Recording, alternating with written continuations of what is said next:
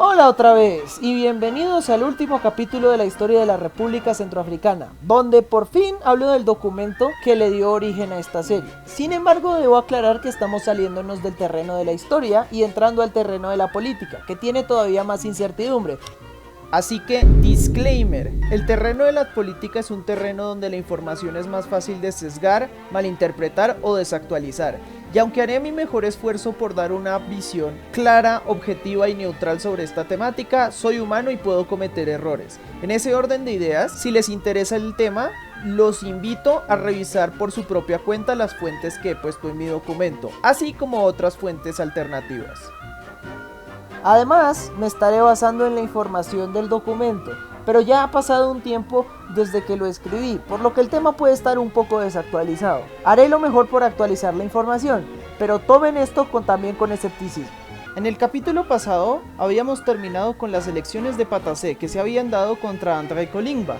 Sin embargo, antes de hablar de la presidencia de Patassé, es importante saber cómo fue que ganó las elecciones. Los presidentes del pasado habían sido un desastre para la república, así que Patassé tenía que pensar en una estrategia para distinguirse y diferenciarse de ellos. Uno de los elementos que compartían todos los anteriores presidentes, además de ser familia, era que provenían del sur del país, mientras que Patassé venía del norte. Las lógicas clientelistas de los anteriores presidentes habían causado mayor desarrollo en el sur, mientras que el norte había quedado olvidado. El norte además era más poblado, así que Patassé decidió hacer campaña política a través del populismo, pero no cualquier tipo de populismo, populismo étnico. Ya saben, cuando se culpa a un grupo étnico de todos los problemas que tiene un país. Una narrativa que nunca ha causado ningún problema en ningún contexto histórico. ¿Qué podría salir mal? En concreto, Patassé contrapuso a las etnias del norte contra las etnias del sur, particularmente los Yakoma, culpando a estos grupos étnicos de todas las desgracias del norte. ¡Y funcionó electoralmente! Pero inmediatamente empezaron a surgir brotes de violencia contra los Yakoma. Ups. Ahora bien, ¿recuerdan cuando les dije que Kolingba había dado puestos importantes a los Yakoma?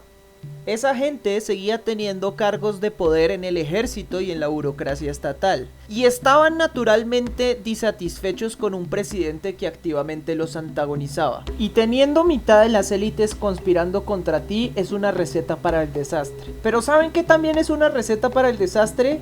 Una economía quebrada. Patassé heredó una economía hecha ruinas, debido a que los anteriores líderes habían derrochado la mayoría del presupuesto en sobornos. Y una ceremonia de coronación. Gracias, Bokassa. Esto significaba que no había suficientes recursos para cubrir los servicios básicos. Patassé invirtió la mayoría de los recursos en proyectos de desarrollo en el norte del país. Sin embargo, no le pagó al ejército. Al ejército no le gustó esto, así que hubo varios motines militares. La situación estaba tan tensa que la ONU envió una misión de paz para calmar la situación. Pero como casi siempre pasa, esto no sirvió de mucho. El punto de quiebre vendría con Kolingba, quien dándose cuenta del descontento en el ejército, lanzó un golpe de estado contra Patassé. Y aunque este fracasó, mostró a Patassé que no podía confiar en el ejército. Así que despidió a un general llamado François Bozizé por estar involucrado con el golpe de estado. En lugar de aceptar su renuncia, Bozizé lanzó su propio golpe de estado. Afortunadamente para Patassé, este recibió apoyo de soldados libios que forzaron a Bozizé a huir a Chad. Pero luego en el 2003 Patassé salió del país y Bozizé lanzó otro golpe de estado y esta vez fue exitoso. Y aunque el sur no quería mucho a Patassé, el norte estaba indignado de perder el único presidente que se había preocupado por él.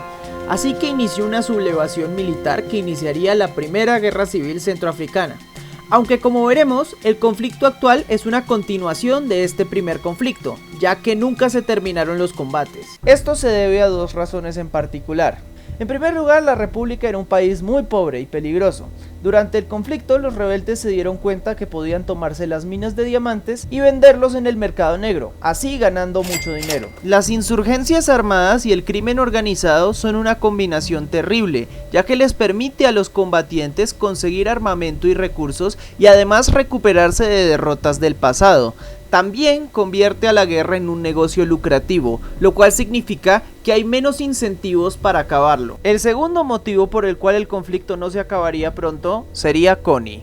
¿Se acuerdan de Kony 2012? Kony era el líder del Ejército de Resistencia del Señor, un grupo rebelde en Uganda que se hizo famoso por secuestrar niños y reclutarlos para la guerra, pues este ejército llegaría a la República Centroafricana en 2008 y empezaría a interactuar y competir con los grupos rebeldes centroafricanos, haciendo más difícil de desmantelar las redes criminales. El lugar era tan lucrativo para Kony que lo convirtió en su centro de operaciones en 2012. 2012 también sería un año fuerte para la República, ya que algunos rebeldes en el norte se dieron cuenta de que el conflicto no estaba llegando a ninguna parte, así que decidieron unirse para derrocar al gobierno. Pero los conflictos entre los grupos rebeldes mostraban que la división norte-sur ya no era suficiente para conformar una identidad militante. Tenían que buscar otro elemento identitario para su movimiento, algo como la religión. Verán, el norte era principalmente musulmán, mientras que el resto del país era cristiano. Y ya saben lo que eso significa. Así que, bajo un nuevo discurso islámico, nació Seleka, una nueva coalición de rebeldes. En Sango, Seleka significa coalición. Esta gente necesita mayor asesoría con los nombres. Estos discursos religiosos tienen sus ventajas y desventajas. Como pueden imaginarse, prometerle el paraíso a los combatientes es un excelente motivante, y con Seleka esto no fue la excepción. Seleka logró avanzar rápidamente hacia la capital. El problema es que con los discursos religiosos en los conflictos se empiezan a difuminar las líneas entre el civil y el combatiente. Esto ya no era una guerra entre rebeldes y el Estado, sino entre cristianos y musulmanes. Esto significa que durante su avance a la capital, Seleka cometió todo tipo de atrocidades en el proceso. Sus actos de brutalidad fueron supremamente efectivos y lograron espantar a cualquiera que se les opusiera. Para el 23 de marzo de 2013, los rebeldes llegaron a la capital y Bozizé huyó del país. Desafortunadamente, la victoria de Seleka solo empeoró las cosas en el país. Todo empezó cuando el líder de Seleka, Michel Djotodia, llegó a la presidencia. Lo primero que hizo fue proclamar la disolución de Seleka. Y Seleka dijo que no, la guerra era demasiado lucrativa para ser abandonada así como así. El segundo problema fue la reacción de la población. Naturalmente la población no se sentía representada por un presidente musulmán, ya que menos del 10% de la población practicaba el Islam. Esto quizás no hubiese sido tan problemático, de no ser porque habían cometido toda serie de atrocidades inimaginables en nombre del Islam para llegar al poder. Debido a esto, muchos cristianos empezaron a crear grupos de autodefensas. Los combatientes de estos grupos tenían unos hilos llamados grigris, que supuestamente podían bloquear las balas con poderes mágicos, similar a las asadas de Carnú. Por esta presunta inmunidad a las balas, decidieron llamarse los anti-balaka, que literalmente significa anti-balas de AK-47. ¿Acaso hay alguien en este país que no se le ocurran nombres redundantes? Además de la violencia sectaria entre los musulmanes y los cristianos, Seleka se empezó a fragmentar en grupos étnicos que peleaban por los recursos. Uno de esos incluso declaró un estado independiente, que nadie en la comunidad internacional reconoció. Los grupos rebeldes ocuparon alrededor de 2/3 del territorio y se empezaron a lucrar por otros medios como el bandidaje o el secuestro. Naturalmente, esto era terrible para sus ciudadanos, ya que no solo existía la posibilidad de ser asesinado por practicar la religión incorrecta, pero incluso los de tu bando te podrían extorsionar para financiar su lucha. Las cosas se mantendrían igual de caóticas por mucho tiempo, hasta que en el 2016 las cosas tomarían un nuevo giro con la victoria de Faustin Archange Touadéra.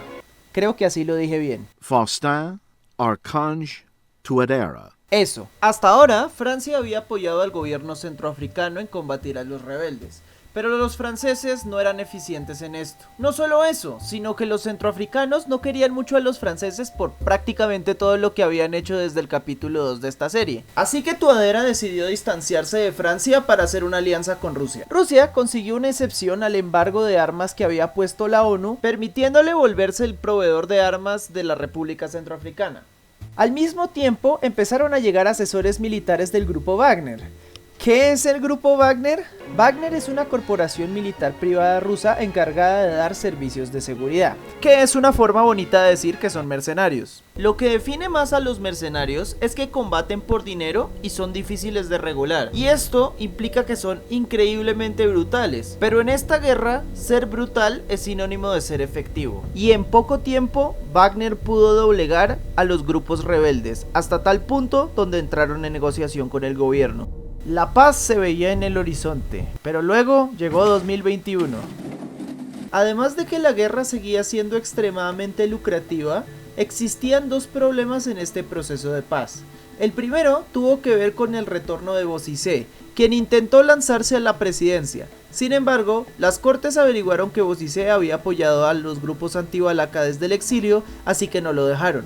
No solo eso, sino que los miembros de tanto Seleka como de los grupos anti-Balaka temían ser enjuiciados por la Corte Penal Internacional. Así que el 19 de diciembre de 2020, 6 grupos rebeldes de Seleka y anti-Balaka tuvieron una reunión. Según algunos, Bozizé también se encontraba presente ahí. Estos grupos conformaron una nueva coalición, llamada la Coalición de Patriotas para el Cambio, o CPC. Y a finales de 2021, una semana antes de las elecciones legislativas, el CPC lanzó una serie de ataques coordinados, tomando a todos por sorpresa. La mayoría de los soldados centroafricanos estuvieron tan intimidados que desertaron inmediatamente, dejando a la república completamente indefensa. Esto tuvo fuertes repercusiones en las elecciones, ya que, como pueden imaginarse, la gente no puede ejercer su derecho al voto cuando están bajo ataque. Aún así, las altas cortes de la república dijeron que las elecciones proseguían. En estas elecciones, Touadéra fue elegido con el 54% de los votos. Sin embargo, solo el 34% de la población pudo votar. Es decir, solo el 10.5% de la población votó por él. Naturalmente, muchos no estuvieron contentos con esto. Por otra parte, Touadéra acusó a Bozizé de planear el ataque para sabotear las elecciones. Bozizé lo negó. Mientras tanto, la CPC siguió avanzando hacia la capital, tomando el control de las minas de oro que se encontraba y causando pánico en la población en el proceso. Se estima que 60.000 personas huyeron a la República Democrática del Congo y otros 80.000 fueron desplazados internamente. La CPC también se tomó el pueblo de Boar, dándoles control sobre las cadenas de suministro que venían de Camerún. Una vez tomada, empezaron a marchar hacia la capital. Para el 3 de enero, el mapa de la república se veía así. El gobierno centroafricano había perdido casi todo su territorio. El 13 de enero, las fuerzas del CPC estaban preparadas para tomarse la capital. Afortunadamente para la república, esta recibió apoyo de Ruanda y, más importante, de los mercenarios de Wagner, los cuales repelieron el ataque a la capital. Las fuerzas centroafricanas lanzaron una contraofensiva en febrero, retomando territorio capturado por la CPC. Lograron repelerlo de Boar, permitiendo la llegada de suministros. Los mercenarios de Wagner, con sus tácticas brutales pero eficientes, lograron capturar pueblos enteros por su cuenta. Incluso lograron el mismo mes de enero capturar el centro de operaciones de los rebeldes.